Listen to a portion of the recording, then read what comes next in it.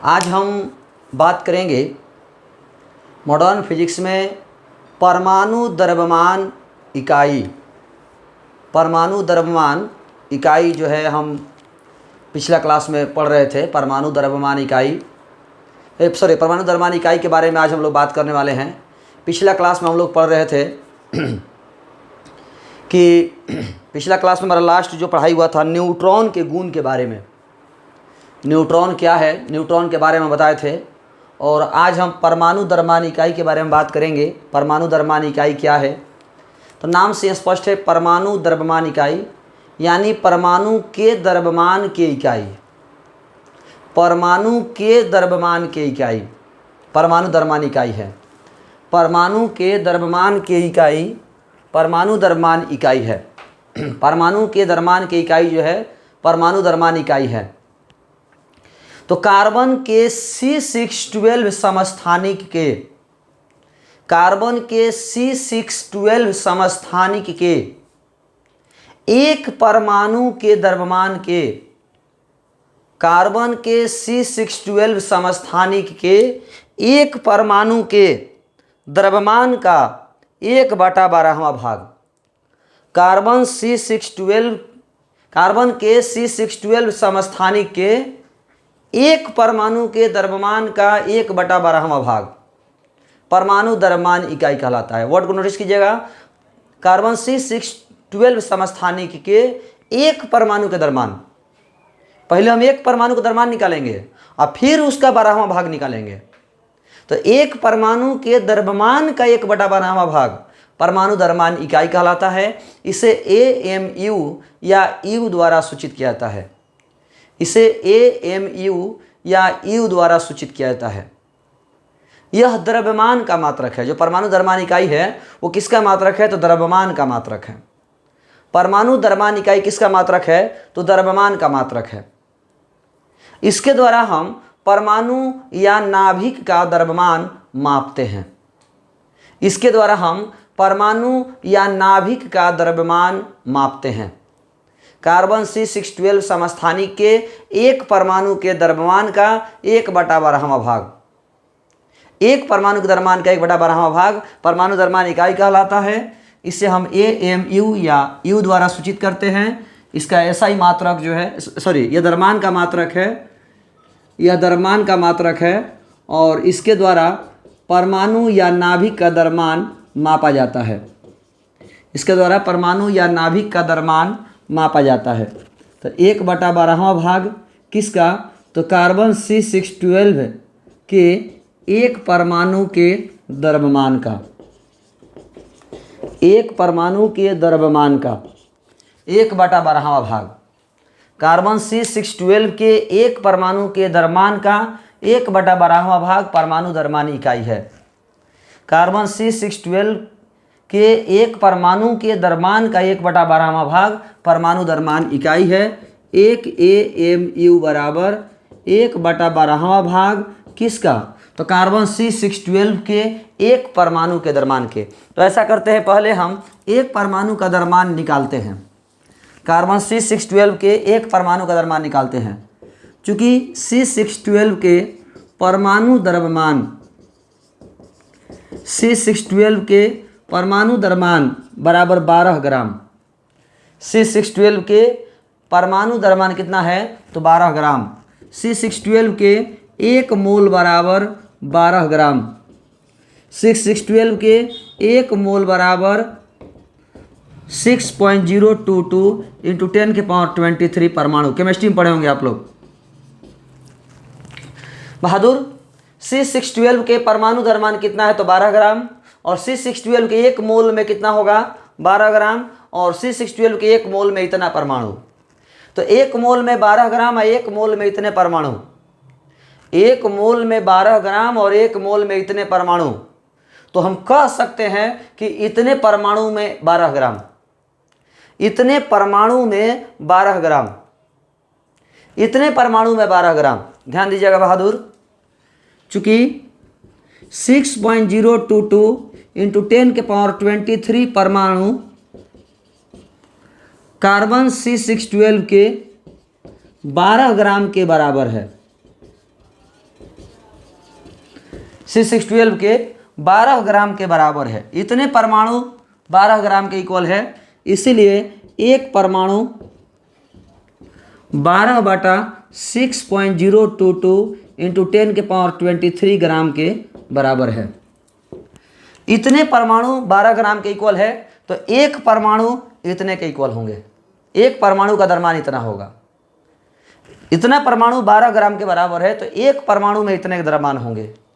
अब हमें एक परमाणु का द्रव्यमान मिल गया, और जब एक परमाणु का द्रव्यमान मिल गया तो एक AMU बराबर 1/12वां भाग, एक AMU बराबर 1/12वां भाग, एक AMU बराबर 1/12वां भाग किसका? तो C612 के एक परमाणु के द्रव्यमान के, यानी 12/6.022 इंटू 10⁻23 के 1/12 भाग किसका? तो ये 12/6.022 इंटू 10⁻23 के, तो 12 से 12 कट जाएगा। एक AMU बराबर, इसको भाग दीजिएगा तो 1.67 गुना 10⁻24 ग्राम। एक AMU बराबर 1.67 गुना 10⁻24 ग्राम। एक AMU बराबर 1.67 गुना 10⁻24 ग्राम। एक AMU का मान इतने ग्राम के इक्वल होता है। एक AMU का मान इतने ग्राम के इक्वल होता है। अब हम इसको केजी में लिखना चाहें तो आप जानते होंगे, एक AMU को यदि हम केजी में लिखना चाहते हैं तो एक AMU बराबर 1.67 गुना 10⁻27 kg। एक AMU बराबर 1.67 गुना 10⁻27 kg। एक AMU बराबर 1.67 गुना 10⁻24 ग्राम, या एक AMU बराबर 1.67 गुना 10⁻27 kg। अब हम इसी टर्म को केमिस्ट्री में यदि पढ़ना है, परमाणु द्रव्यमान इकाई केमिस्ट्री में भी पढ़ना है, तो केमिस्ट्री में यहीं तक पढ़ाया गया है। केमिस्ट्री में यहीं तक पढ़ाया गया। परमाणु द्रव्यमान इकाई क्या है? तो कार्बन के C612 समस्थानिक के, कार्बन के C612 समस्थानिक के एक परमाणु के, कार्बन के C612 समस्थानिक के एक परमाणु के द्रव्यमान का 1/12वां भाग परमाणु द्रव्यमान इकाई है। इसे AMU या केवल U द्वारा सूचित किया जाता है। AMU या केवल U द्वारा सूचित किया जाता है। यह द्रव्यमान का मात्रक है और इसके द्वारा परमाणु या नाभिक का द्रव्यमान मापा जाता है। इसके द्वारा परमाणु या नाभिक का द्रव्यमान मापा जाता है। एक AMU बराबर 1.67 गुना 10⁻24 ग्राम, या एक AMU बराबर 1.67 गुना 10⁻27 kg। यहाँ तक यदि कोई प्रॉब्लम हो तो आप सवाल कर सकते हैं। हम बात कर रहे थे परमाणु द्रव्यमान इकाई का वैल्यू जो है ग्राम में, और हमने केजी में निकाला है। अब हम बात करने वाले हैं, ध्यान दीजिएगा, केमिस्ट्री में परमाणु द्रव्यमान इकाई को यहीं तक बताया जाता है, लेकिन फिजिक्स में परमाणु द्रव्यमान इकाई थोड़ा और आगे बढ़ेगा, और आगे बढ़ेगा तो द्रव्यमान ऊर्जा समतुल्यता सिद्धांत से, द्रव्यमान ऊर्जा समतुल्यता सिद्धांत से, द्रव्यमान ऊर्जा समतुल्यता सिद्धांत से E बराबर mc² फार्मूला से ऊर्जा को द्रव्यमान में और द्रव्यमान को ऊर्जा में बदला जा सकता है। द्रव्यमान ऊर्जा समतुल्यता सिद्धांत से ऊर्जा को द्रव्यमान में और द्रव्यमान को ऊर्जा में बदला जा सकता है। हम द्रव्यमान को ऊर्जा में बदल सकते हैं और ऊर्जा को द्रव्यमान में बदल सकते हैं, तो स्वाभाविक सी बात है इस द्रव्यमान को भी हम ऊर्जा में बदल सकते हैं।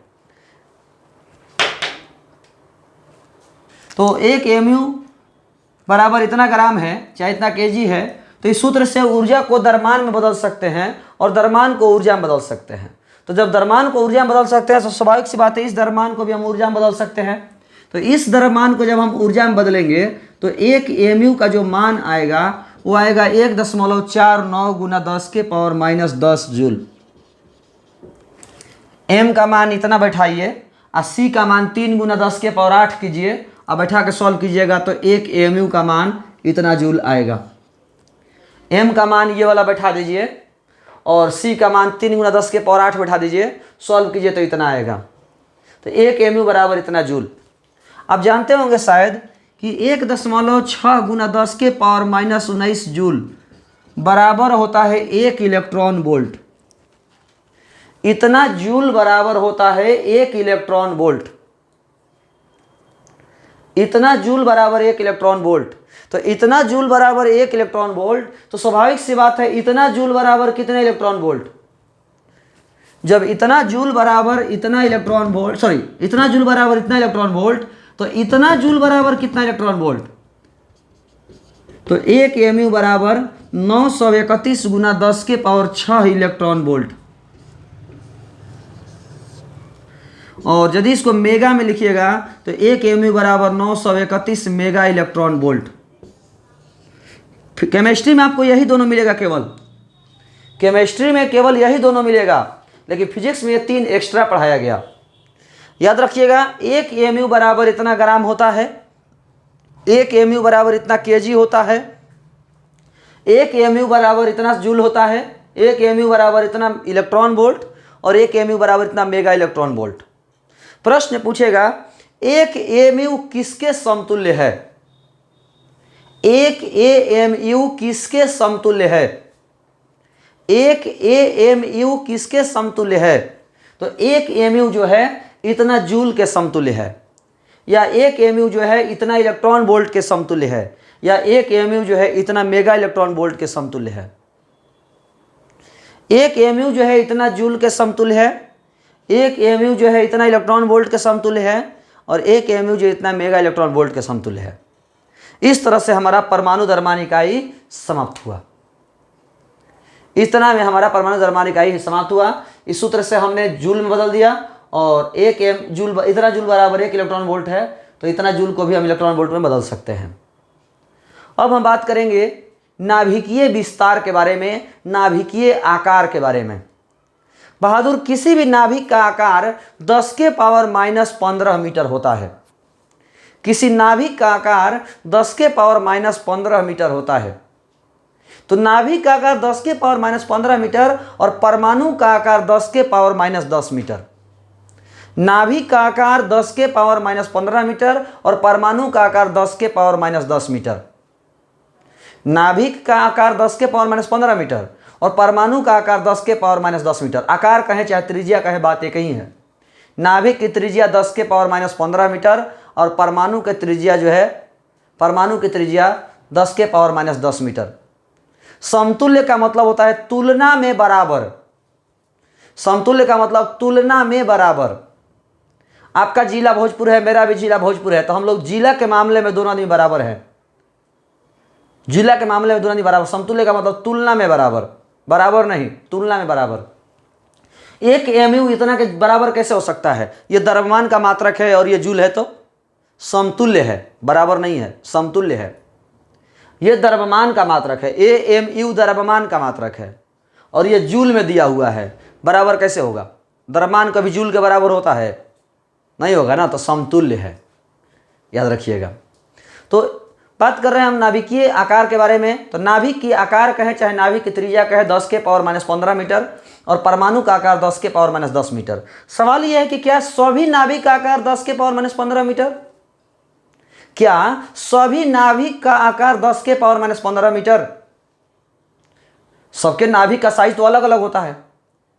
हाइड्रोजन का, हीलियम का, लिथियम का, सबका नाभिक का साइज अलग अलग होता है। तब आपने कैसे लिखवा दिया कि 10 के पावर माइनस 15 मीटर।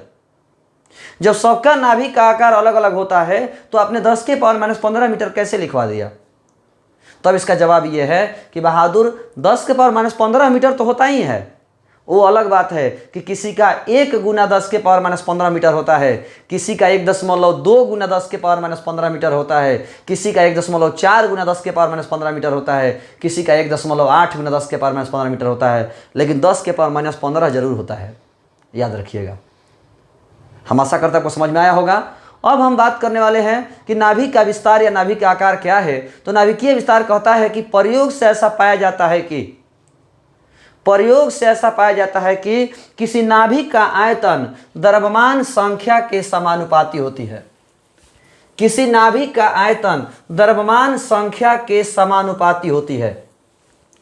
किसी भी नाभिक का जो आयतन है वो द्रव्यमान संख्या के समानुपाती होती है।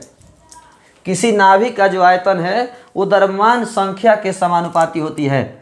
तो बहादुर आयतन जो है वो द्रव्यमान संख्या के समानुपाती है, यानी जैसे जैसे द्रव्यमान संख्या बढ़ेगा वैसे वैसे आयतन भी बढ़ेगा। जैसे जैसे द्रव्यमान संख्या बढ़ेगा वैसे वैसे आयतन भी बढ़ेगा। तो आयतन 4/3 पाई आर क्यू समानुपाती द्रव्यमान संख्या ए। 4/3 और पाई संख्या है तो ख़त्म हो गया। आर क्यू समानुपाती ए, आर क्यू तो आर समानुपाती ए के पावर 1/3। जो इधर क्यू है उधर गया तो 1/3 हो गया। समानुपाती का चिन्ह हटाएंगे, कांस्टेंट देंगे R0 ए के पावर 1/3। R0 क्या है? एक समानुपातिक नियतांक है। R0 क्या है? एक समानुपातिक नियतांक है जिसे नाभिकीय विस्तार कहा जाता है। R0 एक समानुपातिक नियतांक है जिसे नाभिकीय विस्तार कहा जाता है। इससे इसका R0 का जो मान होता है 1.2 × 10⁻⁻15 मीटर होता है। शायद आप जानते होंगे 10⁻⁻15 मीटर को फर्मी कहते हैं। 10⁻⁻15 मीटर को फर्मी कहते हैं। तो R0 बराबर 1.2 फर्मी लिख सकते हैं। R0 बराबर 1.2 फर्मी लिख सकते हैं। R0 बराबर 1.2 फर्मी लिख सकते हैं। तो याद रखिएगा R0 एक यूनिवर्सल कांस्टेंट है, पूरे यूनिवर्स में कहीं नहीं बदलता। R0 एक यूनिवर्सल कांस्टेंट है, पूरे यूनिवर्स में कहीं नहीं बदलता। इसके बाद आपको ये भी बता दें R0 को यदि हम कांस्टेंट मानते हैं तो ये त्रिज्या हुआ और द्रव्यमान संख्या हुआ। प्रश्न एग्जाम में 2-3 बार पूछा गया है कि द्रव्यमान संख्या और त्रिज्या में संबंध प्राप्त करें। द्रव्यमान संख्या और त्रिज्या में संबंध प्राप्त करें। तो याद रखिएगा द्रव्यमान संख्या और त्रिज्या में यही संबंध होता है।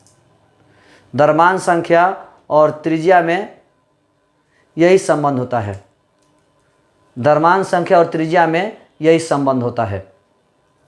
अब हम आगे बढ़ते हैं, ध्यान दीजिएगा। अगला टर्म है नाभिकीय घनत्व। तो ऐसा करते हैं, पहले यहाँ तक यदि किसी को सवाल पूछना हो तो हाथ उठाइएगा। नाभिकीय घनत्व। नाभिकीय घनत्व नाभिक का आयतन बाटा में नाभिक का द्रव्यमान बाटा में नाभिक का आयतन। किसी भी नाभिक के द्रव्यमान एवं उसके आयतन के अनुपात को नाभिकीय घनत्व कहा जाता है। किसी नाभिक के द्रव्यमान एवं आयतन के अनुपात को नाभिकीय घनत्व कहा जाता है। किसी नाभिक के द्रव्यमान एवं उसके आयतन के अनुपात को नाभिकीय घनत्व कहा जाता है। नाभिकीय घनत्व ब्रह्मांड का सबसे शक्तिशाली घनत्व है। नाभिकीय घनत्व ब्रह्मांड का सबसे शक्तिशाली घनत्व है। इससे अधिक घनत्व किसी का नहीं होता है। नाभिकीय घनत्व का मान सबसे अधिक होता है, इससे अधिक किसी का भी घनत्व नहीं होता है। नाभिकीय घनत्व का मान 10⁻17 kg प्रति मीटर क्यूब होता है। नाभिकीय घनत्व का मान 10⁻17 kg प्रति मीटर क्यूब होता है। तो 10⁻17 kg प्रति मीटर क्यूब होता है, सबका नहीं, सबका माने अलग अलग। किसी का 1.2 × 10⁻17, किसी का 2.2 × 10⁻17, सबके लिए अलग अलग, लेकिन 10⁻17 जरूर। इसीलिए कोई प्रश्न पूछेगा कि किसी नाभिक का घनत्व किस कोटि का होता है, किसी नाभिक का घनत्व किस कोटि का होता है, तो 10⁻17 कोटि का होता है। किसी नाभिक का घनत्व 10⁻17 कोटि का होता है। कहीं कहीं ऐसे भी पूछा जाता है तो बच्चे कन्फ्यूज हो जाते हैं। तो किसी नाभिक का घनत्व 10⁻17 kg प्रति मीटर क्यूब होता है। तो किसी नाभिक का आयतन, किसी नाभिक का द्रव्यमान बटा उसके आयतन के अनुपात हमारा नाभिकीय घनत्व है।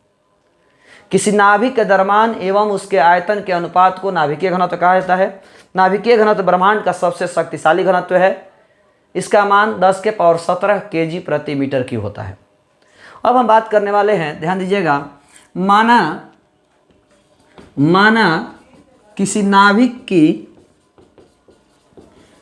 नाभिक की द्रव्यमान संख्या, माना किसी नाभिक की द्रव्यमान संख्या A एवं प्रति न्यूक्लियन